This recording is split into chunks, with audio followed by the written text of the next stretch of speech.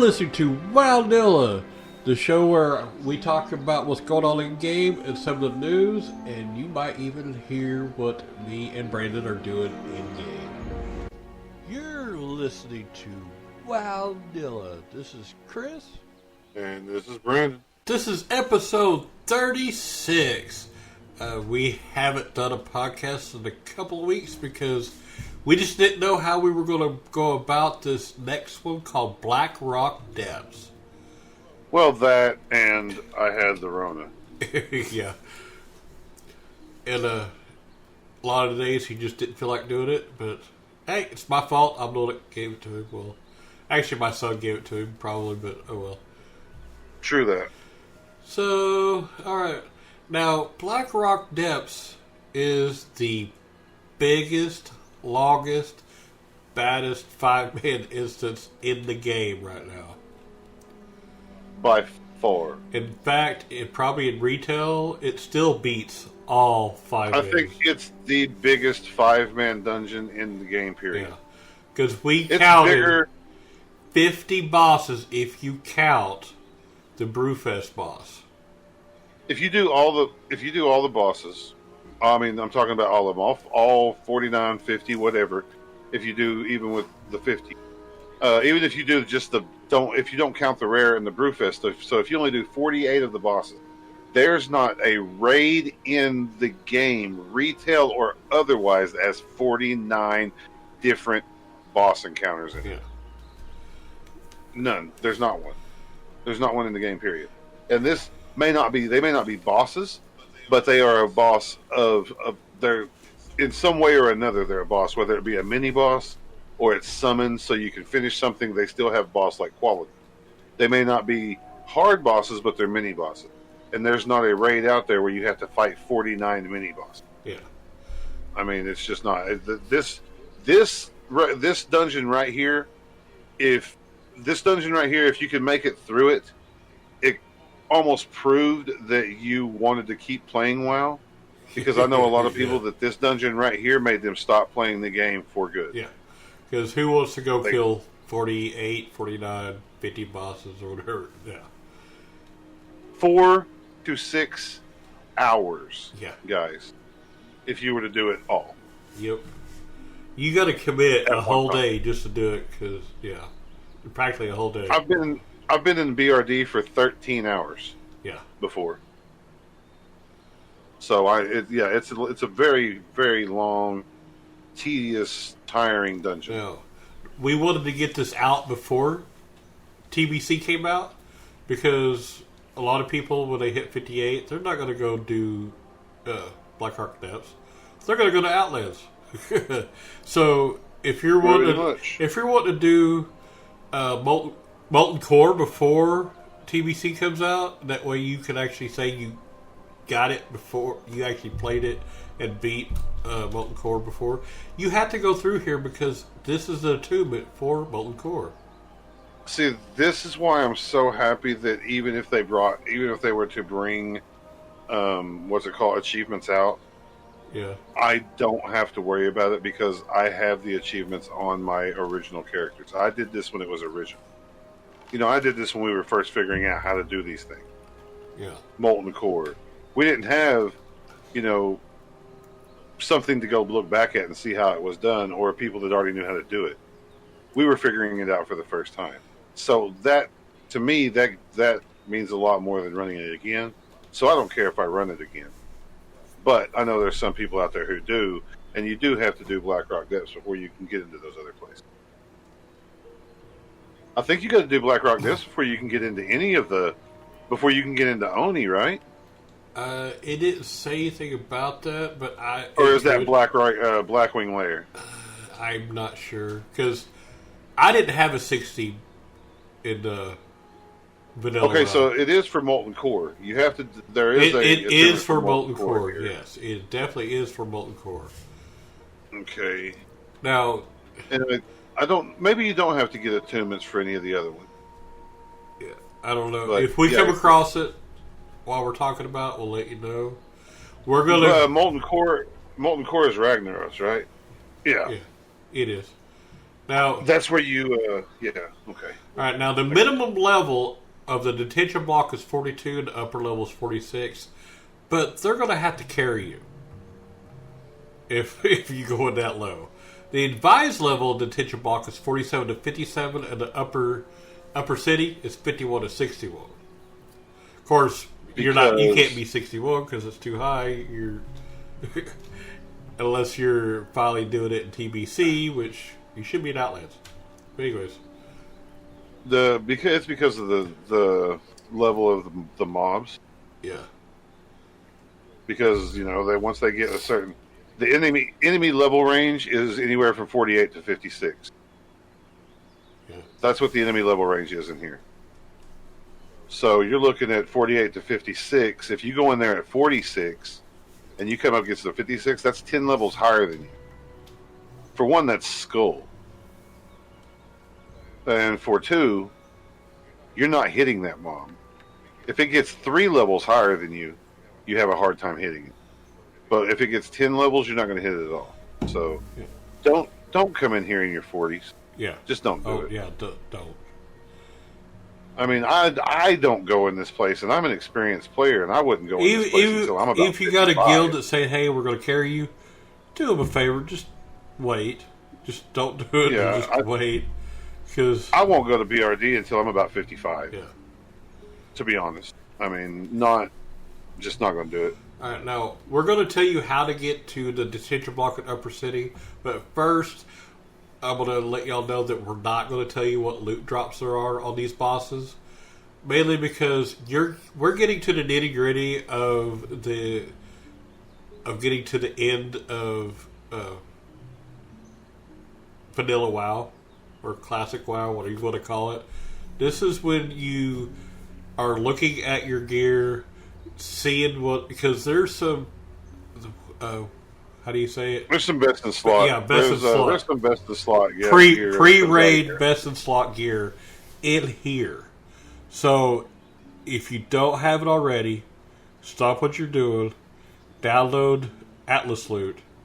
That way you know what the best in slot gear is in here. Because what did you say earlier that it drops every spec? Yeah, it doesn't matter what spec you're playing. There's at least one piece of gear that drops out of here for that spec, and there's multiple pieces of gear that drop out of here for each spec. Yeah.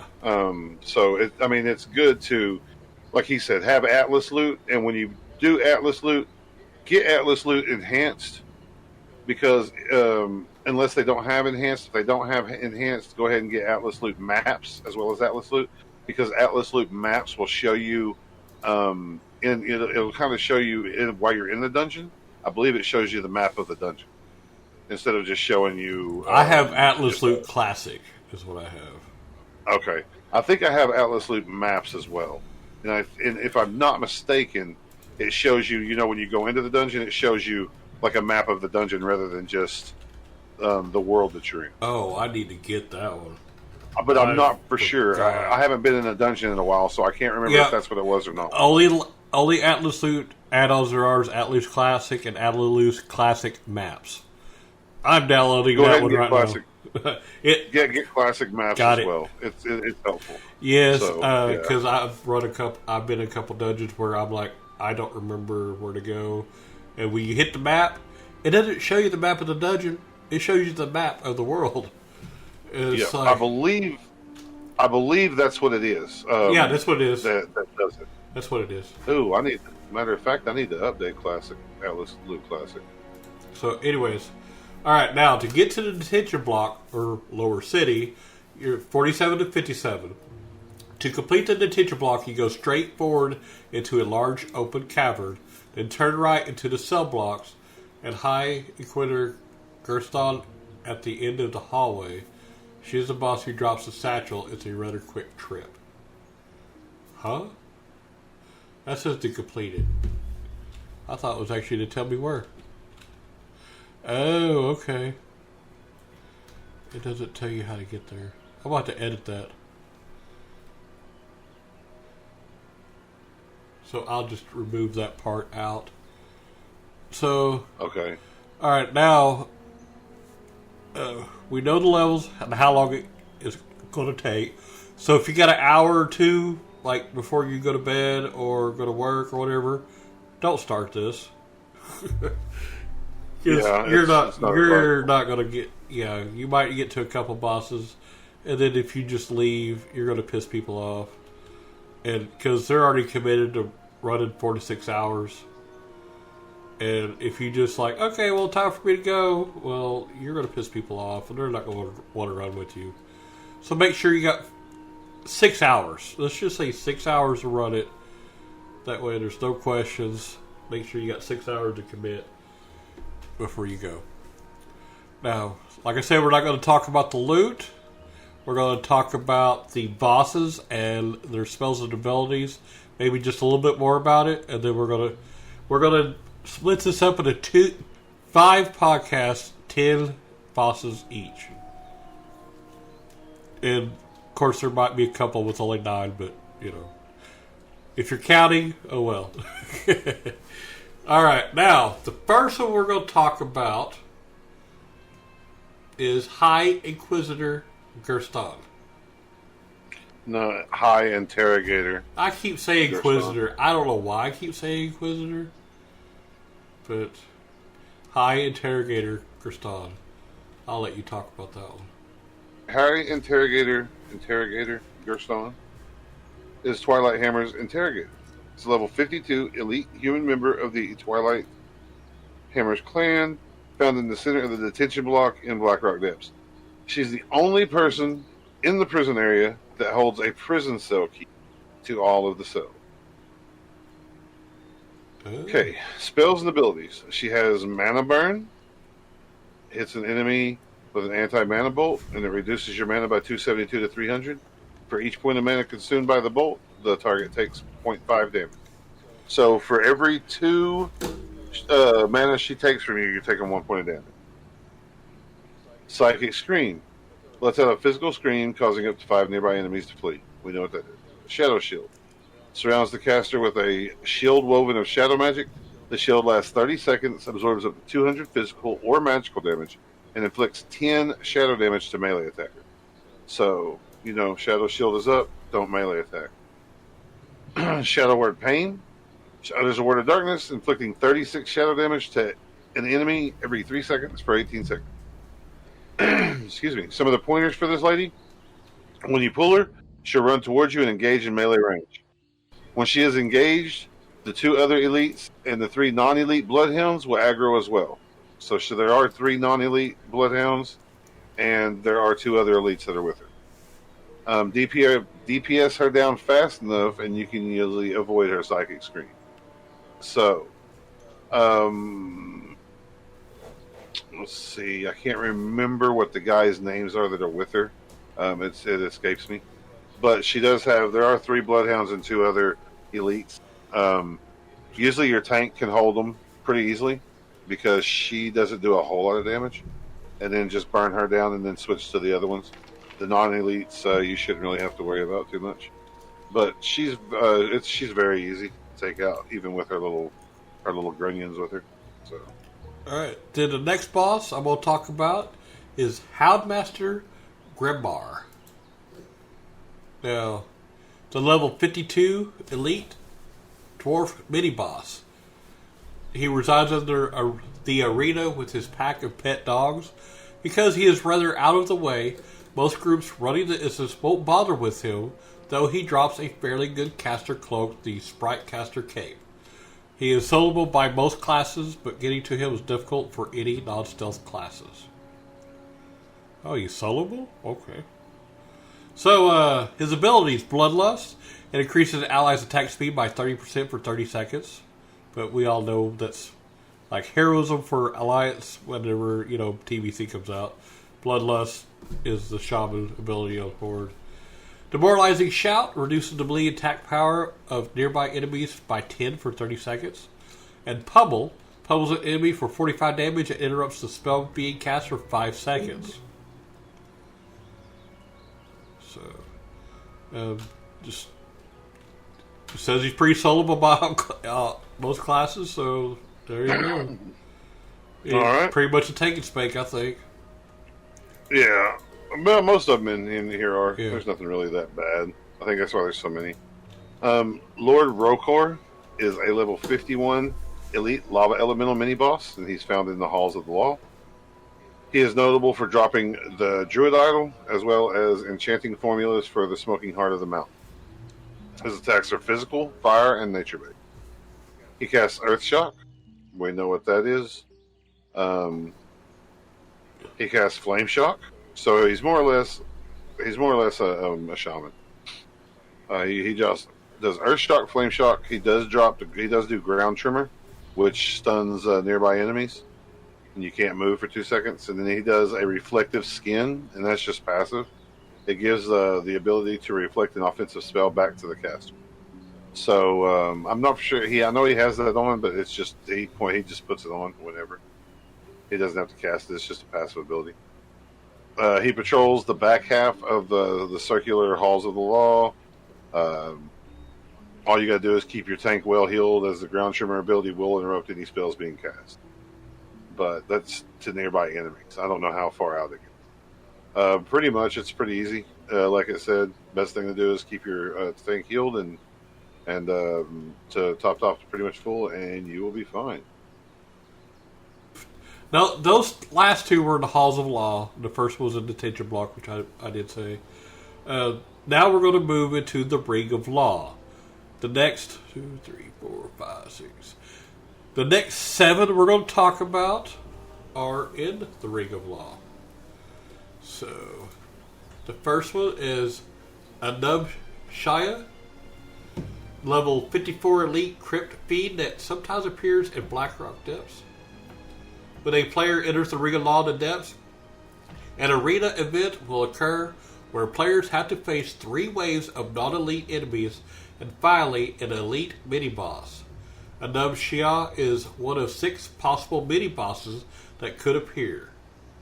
And it mentions the other ones, but we're going to do that one by one anyways. Now, Anub Shia is a fairly standard fight that doesn't require any special tactics. It is a favorite of warriors due to the Carapace plate drop. Now, the abilities are Banish, which banishes an enemy, preventing all action, but making it invulnerable for up to 15 seconds. Only one target can be banished at a time. Curse of the Tongues forces nearby enemies to speak in demonic, reducing their casting speed by 50% for 15 seconds. Curse of Weakness reduces the physical damage dealt by an enemy by 1 for 2 minutes. Demon Armor protects the caster, creating armor by 2/10, shadow resistance by 3, and health regeneration by 7 for 30 minutes. Enveloping Web immobilizes an enemy, increases the time between its attacks by 100%, and prevents it from casting spells for 8 seconds. Shadow Bolt hurls a bolt of dark magic at an enemy, inflicting 255 to 345 shadow damage. Now, I guess it's got the stun, like immobilize the enemy and stuff like that, or can't walk away. Demon Armor makes it a little tougher to kill.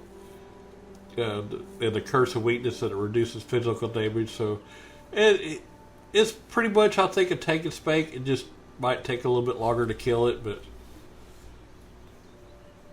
just beware of the banish. If your healer gets banished, probably might suck, but you know. If your healer gets banished, pop a healing pot. Yeah. Which is a good thing for any time if your health is getting low. Unless you're the tank, if you're just a DPS, you shouldn't have aggro. Pop a healing pot, use a bandage, just anything that can heal yourself. That's always a good rule of thumb anyways. Yeah. Always keep your first aid up. You don't know how many times this saved me. If you're a tank, pop a healing pot. You can't bandage because once you start using a bandage, you're going to get hit and you can't use it. Unless you're a bear, and if you're a bear, you can't use a healing pot. Well, unless you pop out. Yeah, pop out. Pop out, dude. Yeah, you get smashed. Yeah, they just backslap you and you're probably dead. I mean, now if I'm fighting like a boss that is stunnable, I'll try to hit him with my bash to stun him to pop out and Oh drink a healing yeah, pot. didn't think about that. But if he's not stunnable, I'm not popping out. I'm dying before I pop out of bear form. Yeah. I mean, even to pop out to cast a reju isn't worth it because that one hit that you're going to take is going to soak most of the reju. So, but yeah, anybody else pop a healing pot for sure. All right, Dark Keeper Zimrael. I don't know that we're going in order of these bosses. We're going in order from the page we are looking at, and but Well, these are I don't know that we're the going possible in order. summoning, the ones that Yeah, will summon. I think. Well, Dark Keeper Zimrael can be found in Blackrock Depths. He is one of the 6 possible keepers which spawn Yeah. after a party member looks at the portrait in the Black Vault anteroom. He does drop the Dark Keeper key, which is needed. I mean, and this is only one of the things we're going to talk about of a drop because this is needed to open the Dark Coffer in the Black Vault. Zimrael spawns above the arena where the crowd is. The Dark Keeper does not turn the crowd against the party if the arena event has already been defeated. So you can go up here, if you can look into the anteroom, and he is one of them that spawns, you don't even have to do the arena, and you can go up and kill him. But he will turn the crowd against you if the arena event has not been defeated. Ooh. So, Ooh. abilities that he has is Holy Smite. It's just Holy Smite is all it is. And Power Word Shield, which encases them for 30 seconds and it absorbs 137 damage. He only has 6,200 health and 4,200 mana. So, destroy him. I mean, he's not that hard. There's nothing that I can tell you to do. Fight him just like you would any other mob. You could probably almost solo him, but just fight him like you would anything else. He's just a 55 elite. So, 6,200 health is not that bad. Yeah. You'll burn him down in no time. Yeah, that's not bad at all. He dropped some keys, but we're not going to get into the loot. So No, that's what I did. I did tell him about the one key because you do have to loot it in order. I mean, and you want to know about it because it's to open the Black Coffer, but that's only. well, there's a Dark Keeper key, a Relic Coffer key, and a Dark. Yeah, but the main one that you want is the Dark Keeper key because it unlocks the Dark Coffer. Okay. The relics, they're just scattered throughout, aren't they, or something like that? Yeah. Okay. All right. That's just a reminder for everybody and me because I totally forgot about that. So, all right. Now, I will go on to Eviscerator. Level 54 Elite White Worgen.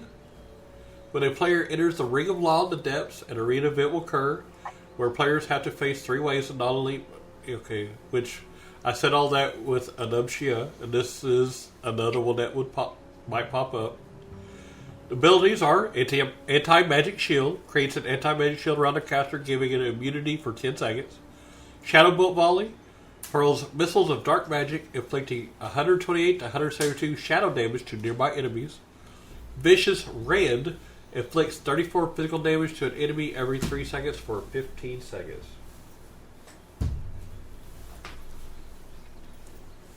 Pretty easy. Yeah, and he's got, 17 to 1,800 health? Yeah, that's nothing. Are you sure it's 17 to 1,800? No, 17 to 18,000, I'm sorry. I did say 100, I'm sorry. Yeah, he's a boss. He's actually a mini boss. Yeah, he's not too bad. Yeah. All the mini bosses are pretty easy. That was one. Here's another one. Gorosh the Dervish. He's a level 56 Orc Warrior. Let's see. He is Gorosh hits very hard and has a devastating mortal strike attack. So you want to watch out for that. He will cast Bloodlust. We all know what that is. It increases attack speed for by 30%. He'll cast Mortal Strike, and that inflicts 300% weapon damage, and it'll leave you wounded, and reducing the effectiveness of any healing spell on you by 50% for 5 seconds. Mortal Strike is dangerous. I don't know if that can be removed by. I think the only people that might be able to remove that are shamans with Purge. other than that, I don't think I don't think a paladin or a priest can remove that ability. And then he does whirlwind, which is just 2 seconds of him spinning around doing stupid amounts of damage. Kill him as fast as possible. He has 14 to 16,000 health. He's anywhere from a 52 to a 56 elite. So kill him. He's a warrior. So look at it that way. Yeah. He's just a warrior. So just go up and kill him. It's not too bad. All right. And I looked ahead a little bit. The rest of it we're going to talk about are all the 6 possible mini bosses that could appear in the Ring of Law. And so Grizzle is the next one. He's a 52 elite named Red Dire Troll that sometimes appears in Blackrock Deaths. When a player enters Ring of Law, blah blah blah, which we already said. Abilities: Cleave inflicts 110% of normal melee damage to an enemy and its nearest allies, affecting up to 3 targets. Frenzy increases the caster's attack speed by 60% and the physical damage it deals by 50% for 2 minutes. Ground Tremor stuns nearby enemies, rendering them unable to move or attack for 2 seconds. 2 seconds don't sound like very long, but when you're playing the game, 2 seconds can be a while. Yeah. That's now, one full cast time for I don't know. I mean, that's 2 instant casts at least. Yeah. Because you have to do the instant cast, and then you have the global cool, and then the instant cast again. Yeah. So that's 2 instant casts, at least. Yeah. Even though they say instant cast, they do cast instantly, but you got to wait for a global cooldown to cast it again. They don't say how much health he has, but just watch out for the ground tremor. Watch out for the frenzy and the cleave, because the cleave affects up to 3 targets. And when he goes into frenzy, he goes into frenzy. Yeah. Excuse me. The next one we're going to talk about is the one I hate the most. Oh, spider. It's good. And it's not that I'm scared of spiders, it's just his abilities. Hedrum the Creeper, he's a level 53 elite spider. It's just, you don't want to underestimate the low level. It's just, she's so hard. For one, she's got 20 to 21,000 health as a spider. Ooh, that's a lot. Yeah, and it's got baneful poison, inflicts 510 to 690 nature damage, and an additional 2 nature damage every 5 seconds to nearby enemies for 2 minutes. That's 2 minutes of poison. Now, if you're a druid like me and you're good, you'll remove that. Paralyzing poison stuns an enemy, rendering it unable to move or attack for 8 seconds. That's an 8-second poison that if you don't have somebody that can remove poison, you're stuck. Ooh. And then web explosion. Immobilizes nearby enemies for 10 seconds. This is why she's hard. 10 seconds is a long time to get your face beat in like if your healer is immobilized. That is forever. You can't move. I mean, it doesn't keep you from casting, but you can't move. I mean, and if you're away from if your tank is away from your healer, the healer can't move close enough to heal the tank, and then, it goes awry. And sadly for you, hunters out there, Hedrum cannot be tamed. Yeah, it looks cool, but nope, not tameable. It's a crystal. It looks like a crystal spider. Yeah. It really does. But it's not tameable, unfortunately. So don't even try it. All right, and the last one, Octor the Breaker, level 53 elite ogre mage that appears here in the Ring of Law, one of the possible 6. The abilities: Arcane Bolt, like I said, mage, hurls a magic bolt at an enemy, inflicting 184 to 248 arcane damage. Not bad. Arcane Explosion sends out a blast wave of magic, inflicting 275 to 300 arcane damage to nearby enemies. So, yeah, you don't want to be standing together when he's doing that. Yeah. Polymorph. Ooh. Transforms an enemy into a sheep, forcing it to wander around for up to 8 seconds. While wandering, the sheep cannot attack or cast spells. Any damage will transform the target back to its normal form. Only one target can be polymorphed at a time. And it should increase your health regeneration by 100% while you're polymorphed. Oh yeah, because you looked that up. Forgot about that. Slow increases the time between nearby enemies' attacks and casting time by 54% and slows their movement speed by 60% for 10 seconds. So, don't sound too bad. Only got 15 to 16,000 health. And about between 15,000 to 16,000 mana also. Yeah. I mean, it's not a bad boss. It's a mage. Yeah. So just imagine fighting a mage. Yeah. That's what you're fighting. Yeah. So they're not gonna have a whole lot of armor. Think of it that way because it's cloth. So beat the hell out of it. Yeah. Just go in there, just stomp it. Don't stand too close if you're ranged, because of the arcade explosion. And if you're polymorphed, I guess you're just gonna have to wait till either they hit you or 8 seconds is up.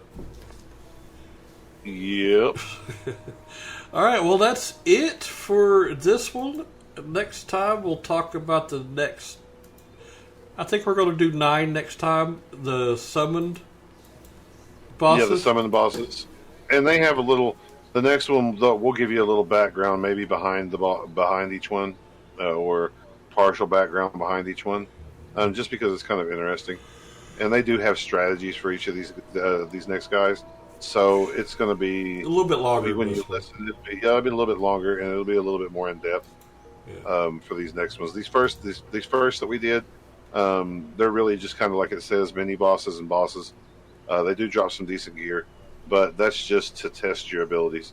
When you start getting to the summoned ones, that's when it kind of gets a little bit harder because each one of them, they do something different. So, all right. In news for us, we've been playing. I've been leveling my Shaman Taz Fury on the Horde side on Bloodcell Buccaneers, and I've been leveling my Druid Shrody on the Misrael server on Alliance, and just kind of just been swapping back and forth using the rest of XP.